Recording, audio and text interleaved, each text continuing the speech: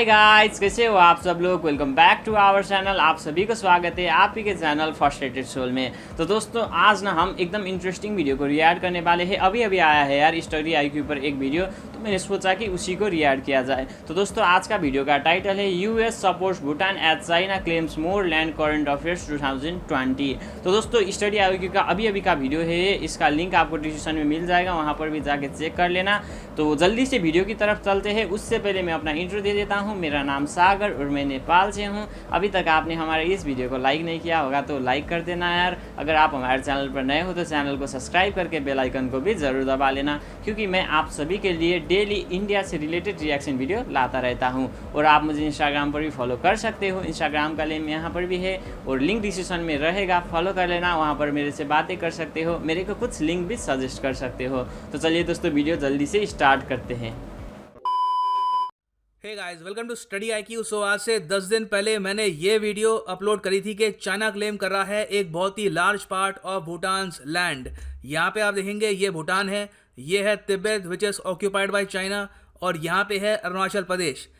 सबसे अजीब बात यहाँ पे ये लगी इस पूरे क्लेम के बारे में कि हिस्ट्री में इससे पहले चाइना ने ऑफिशियली कभी भी ये नहीं कहा कि भूटान का जो ये हिस्सा है ये चाइना को बिलोंग करता है। हाँ, भूटान का कुछ और पार्ट है वो चाइना क्लेम करता है, फॉर एग्जांपल दोकलाम, उसके अलावा कुछ नॉर्दर्न एरियाज हैं, मगर ये हिस्सा आज से पहले चाइना ने कभी क्लेम नहीं किया था। सडनली इसको क्लेम कर दिया। और अजीब बात यहाँ पर यह भी है कि जो हिस्सा क्लेम किया है उसकी कहीं से भी इंटरनेशनल बॉर्डर नहीं है with people's republic of China.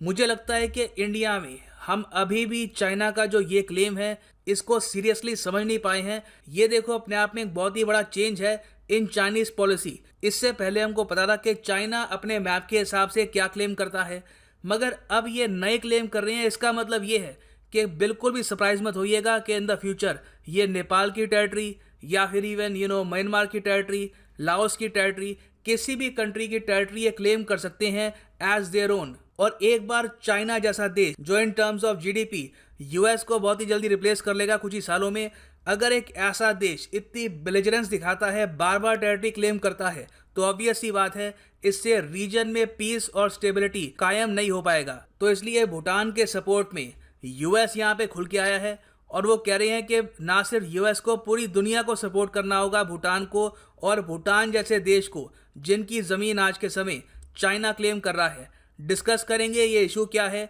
China Bhutan की ज़मीन क्लेम क्यों कर रहा है, इसमें इनके लार्जर मोटिव्स क्या हैं, बहुत कुछ आपको जानने को मिलेगा। So a lot to know, a lot to discuss as always. But before we begin, go to Google Play Store, download the study IQ education app, और यहाँ पे आप परचेज कर सकते हैं हमारा फ्लैगशिप यूपीएससी कोर्स, जिसके लिए ईएमआई ऑप्शन भी अवेलेबल है। And by the way, to get the notification of every video we upload, study IQ को सब्सक्राइब करना मत भूलिएगा and make sure to press the bell icon notification. तो देखो, रिसेंटली माइक पॉम्पियो ने ये स्टेटमेंट दिए चाइना के बारे में कि चाहे भूटान हो, चाहे सेनकाकू आइलैंड्स हो, बीजिंग का मतलब चाइना का एक पैटर्न दिख रहा है जहां पर ये इंस्टिगेट कर रहे हैं टेरिटोरियल डिस्प्यूट्स को। मतलब कि इंस्टिगेट करना होता है प्रारंभ करना, नेगेटिव तरीके से प्रारंभ करना, किसी को उकसाना।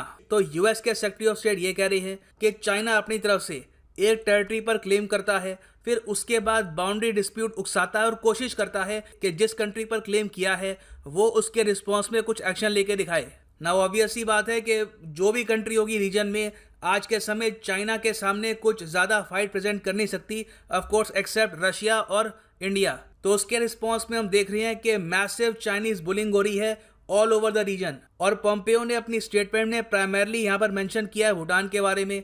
इन्होंने ये कहा है कि पहली बात तो चाइना ने अचानक से एक बाउंड्री डिस्प्यूट खड़ा कर दिया भूटान के साथ during the global environment facility. मैं आपको ये बता दूं कि चाइना ने जो ये क्लेम किया है ये ऑफिशियली कोई लेटर भेज के नहीं किया। एक लार्जर मीटिंग हो रही थी of global environment facility, virtual meeting, उसमें चाइना ने अचानक से ये कहा कि जो साक्तेंग वाइल्ड लाइफ सेंचुरी है इन भूटान, इसको फंडिंग हम प्रोवाइड नहीं कर सकते। मतलब कि ये जो ग्रुप है ये इसको फंडिंग प्रोवाइड नहीं कर सकता क्योंकि ये एक डिस्प्यूटेड रीजन है between China and Bhutan. The CCP recently filed a boundary dispute with Bhutan at a meeting of the Global Environmental Facility. From the mountain ranges of the Himalayas to the waters of Vietnam's exclusive zone to the Senkaku Islands and beyond, Beijing has a pattern of instigating territorial disputes. The world shouldn't allow this bullying to take place, nor should it permit it to continue. पहली बात तो US के जो secretary of state हैं ये भी almost हंसते हुए कह रहे थे कि भूटान जरा जो छोटा देश है, अब चाइना उसकी टेरिटरी भी क्लेम कर रहा है। और आगे ये कहते हैं कि जो चाइना का बिहेवियर आज के समय, इसको आप इक्वेट नहीं कर सकते किसी भी और कंट्री से। आज के समय according to US secretary of state, जो भी देश है जो चाइना के साथ बॉर्डर शेयर करता है उसको अपनी टेरिटरी को लेकर खतरा है। चाइना कभी भी उसकी टेरिटरी पर क्लेम कर सकता है। नाउ जो चाइना का क्लेम है ऑन भूटान, इसको लेकर दिल्ली में भी काफ़ी कंसर्न है, क्योंकि इससे पहले जो 24 राउंड्स ऑफ बाउंड्री टॉक्स थे बिटवीन भूटान एंड चाइना, जिसमें काफ़ी बार इंडिया ने भी भूमिका निभाई है, क्योंकि एक टाइम था जब इंडिया भूटान की फॉरेन पॉलिसी संभालता था। तो उन बाउंड्री नेगोशिएशंस में कभी भी इस डिस्प्यूट की बात नहीं करी गई। तो अगर ये एक नया डिस्प्यूट स्टार्ट कर रहे हैं तो पॉसिबिलिटी है कि कल को ये भूटान का और भी रीजन क्लेम कर सकते हैं। तो इसका मतलब ये है कि आने वाले समय में जो डोकलाम में स्टैंड ऑफ हुआ था या फिर जो लद्दाख में हुआ है, ऐसे स्टैंड ऑफ्स होने के चांसेस बहुत ज़्यादा बढ़ जाते हैं इन द नियर फ्यूचर। मगर एक लार्जर क्वेश्चन यहाँ पर यह आता है कि चाइना भूटान की टेरिटरी को क्लेम क्यों करेगा। वेल देखो, पहली बात तो यहाँ पर बहुत ही सिंपल है। चाइना ने जब तिब्बत को कब्जा लिया और उसके रिस्पांस में दुनिया का कोई भी रिएक्शन नहीं आया, उस वक्त आई थिंक एक डिजास्टर था, geopolitical disaster by both US और इंडिया, कि हमने वो जो एनेक्सेशन थी वो अलाउ कर दी और उसके रिस्पांस में चाइना के अगेंस्ट कोई भी एक्शन नहीं लिया गया। तो तिब्बत पे जो कब्जा किया था उससे चाइना की जो ओवरऑल टेरिटरी है वो बहुत ज़्यादा बढ़ गई थी। चाइना के लोगों में एक प्राइड थी, एक नेशनलिज्म की फीलिंग थी। और तब से लेकर अब तक कम्युनिस्ट पार्टी ऑफ चाइना का एक टैक्टिक रहा है कि घर में नेशनलिज्म, राष्ट्रवाद को जगाने के लिए हमेशा ये दूसरी कंट्रीज की टेरिटरी पर पहले क्लेम करते हैं और बाद में ऑफ कोर्स कोशिश करते हैं उस पर कब्जा करने की। मैं आपको ये बता दूं कि 1950s के दौरान जब चाइना ने तिब्बत पर कब्जा किया था, तो उस वक्त इन्होंने भूटान के भी काफ़ी सारे जो विलेजेस थे अराउंड तिब्बत, उन पर भी कब्जा किया था। कई विलेजेस जो लद्दाख के राजा ने 300 साल पहले गिफ्ट किए थे टू भूटान। और आज के समय भी आप अगर देखो तो चाइना ये सब एरियाज क्लेम करता है और भूटान एक यहाँ पर एरिया है, इसके अलावा एक यहाँ पर है और अब इसमें चौथा यहाँ पर ये क्लेम कर रहे हैं ये एरिया। अब इसके पीछे देखो चाइना की जो इंटेंशन है वो साफ साफ दिख रही है। भूटान अकेला देश है इस रीजन में इंडिया के सिवाय जिसने बेल्ट एंड रोड इनिशिएटिव को ज्वाइन नहीं किया। आप सोचकर देखिए, पाकिस्तान ने तो खैर इसको प्रॉपरली ज्वाइन कर लिया है, उसका इंटेग्रल पार्ट है। नेपाल ने ज्वाइन कर लिया है, उसके अलावा बांग्लादेश, श्रीलंका। साउथ एशिया की अगर हम बात करें तो इंडिया और भूटान के अलावा सभी कंट्रीज ने बेल्ट एंड रोड इनिशिएटिव को ज्वाइन किया है। भूटान अकेला देश है जिसको चाइना अपने इन्फ्लुएंस में नहीं कर पाया एक्सेप्ट इंडिया। और आप लोगों ने ये भी देखा है कि भूटान अपनी टेरिटोरियल सॉवरेनिटी के लिए खड़ा भी हुआ है।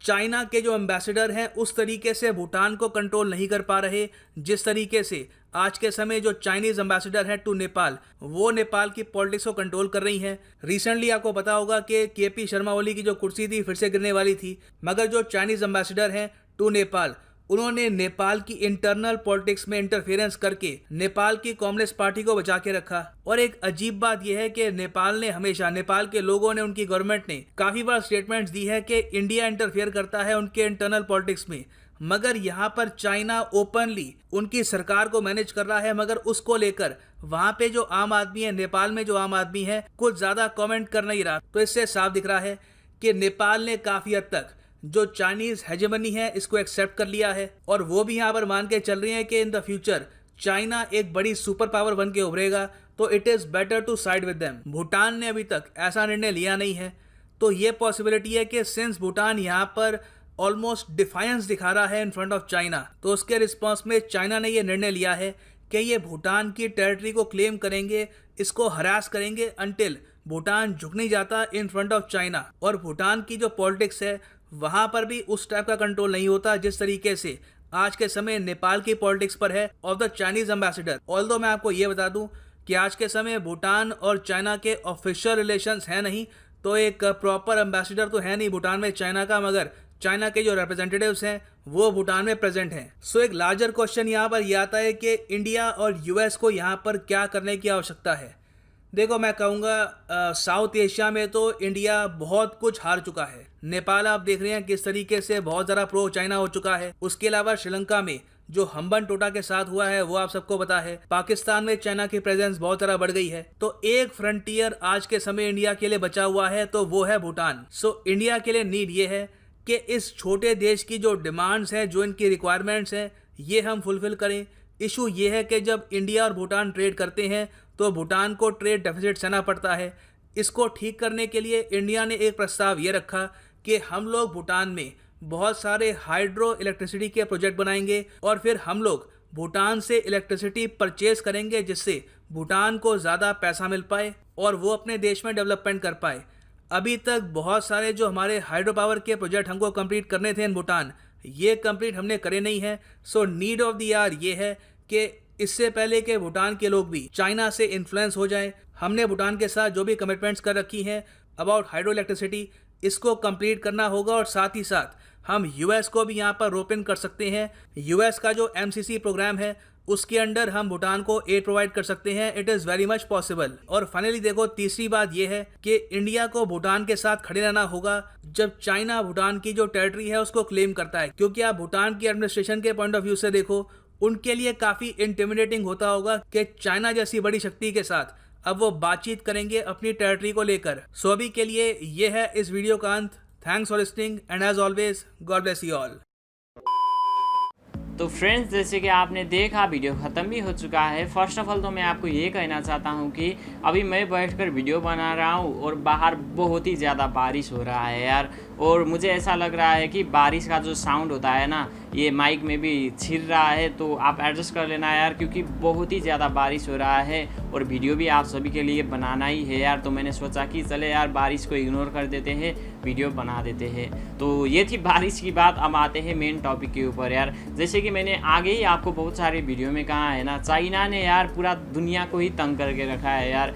हर एक कंट्री को, लैंड को वो बोलता है कि मेरा है मेरा है। मैंने आपको आगे ही बहुत सारे वीडियो में बोला है ना, ऐसा लगता है कि चाइना के बाप ने खरीद के रखा है पूरे कंट्री को और वो क्लेम करता जाता है कि इसमें भी मेरा पार्ट है, इसमें भी मेरा पार्ट है। हर एक कंट्री को यार, नेपाल, श्रीलंका, बांग्लादेश, जैसे वियतनाम हो गया, जापान हो गया, रशिया को भी, इंडिया को भी, हर एक कंट्री के कुछ ना कुछ पार्ट को ये बोलता है ये मेरा पार्ट है, मैं क्लेम करता हूँ ये मेरा पार्ट था पहले। ऐसा बयान वो देता रहता है यार। और अभी देख रहे हैं आप, भूटान के कुछ पार्ट को भी उसने क्लेम कर दिया। क्लेम तो पहले से ही कर रहा था, लेकिन भूटान के नए पार्ट को चाइना ने क्लेम कर दिया है, ये सोचकर कि भूटान तो छोटा सा देश है, ये मुझे क्या करेगा, ये मेरे से क्या लड़ेगा यार, मैं इसके पूरे ज़मीन ले लूँ तो भी ये कुछ नहीं कर पाएगा। लेकिन यार भूटान के सपोर्ट में इंडिया और यूएसए को भी आना होगा और चाइना को सबक सिखाना होगा यार। वो ऐसे ही क्लेम करता जाता है, अगर देश हार मान जाए तो वो पूरा देश को कब्जा कर लेता है, जैसे कि तिब्बत यार।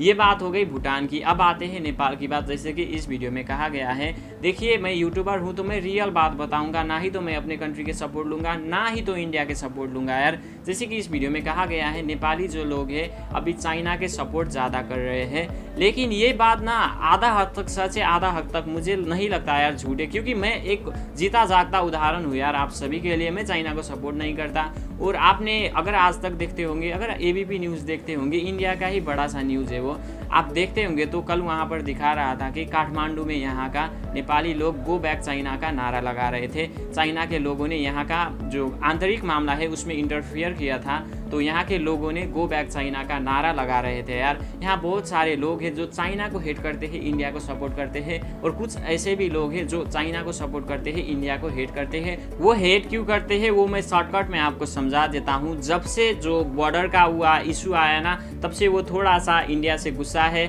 और इंडिया ने कुछ साल आगे यहाँ का नाका बंद कर दिया था, इंडिया से यहाँ पर कुछ नहीं आ रहा था। और इंडिया के जो गैस होते हैं यहाँ पर दवाई भी नहीं था, गैस भी नहीं था यार। हम लोगों को भी यार गैस में जो खाना पकाते हैं, खाना पका के खा नहीं पा रहे थे, बिरामियों को दवाई नहीं दे पा रहे थे, मरीजों यूं ही मर रहे थे यार बहुत सारे।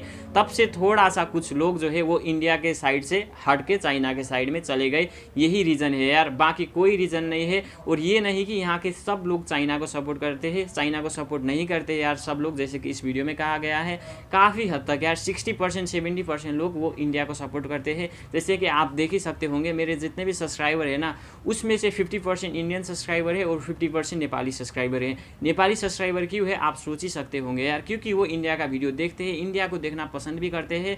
और बहुत सारे नेपाली यार आप देखोगे ना, हमारे नेपाली सोशल मीडिया पर आके देखोगे ना, तो वहाँ पर आपको बहुत सारे दिखेंगे यार आदमी ऐसे भी है जो इंडिया का सपोर्ट लेकर कमेंट कर रहे होते हैं, इंडिया का सपोर्ट लेकर पोस्ट कर रहे होते हैं, चाइना के खिलाफ बुरा भला बोल रहे होते हैं। अगर कोई इंडिया के खिलाफ बुरा भला बोले तो इंडिया को प्रोटेक्ट कर चाइना के खिलाफ बुरा भले बोलने वाले बहुत सारे नेपाली है यार। तो आप सोच ही सकते होंगे ऐसे भी नेपाली है जो इंडिया को बहुत सारा प्यार देते हैं, और कुछ नेपाली ऐसे भी है जो आज के टाइम पर जो पहले हुआ जो नाकाबंदी कर दिया था इंडिया ने, जो अभी का बॉर्डर इशू है उसकी वजह से थोड़ा बहुत लोग जो है वो जो है चाइना के सपोर्ट में है। मैंने ये रियल बात बोल रहा हूँ, ना ही तो मैं नेपाल की सपोर्ट ले रहा हूँ देखिए, और ना ही तो मैं एक यूट्यूबर होने की वजह से मैं कुछ अर्निंग कर पाऊँ। जब इंडिया का साइड ले लूँगा तो मेरे इंडियन सब्सक्राइबर बढ़ जाएंगे, इस हिसाब से मैं कुछ भी नहीं बोल रहा है यार। बाकी आप लोगों के दिल में क्या है वो कमेंट बॉक्स में ज़रूर बताना। तब तक के लिए bye bye, take care, love you all, जय नेपाल, जय हिंद।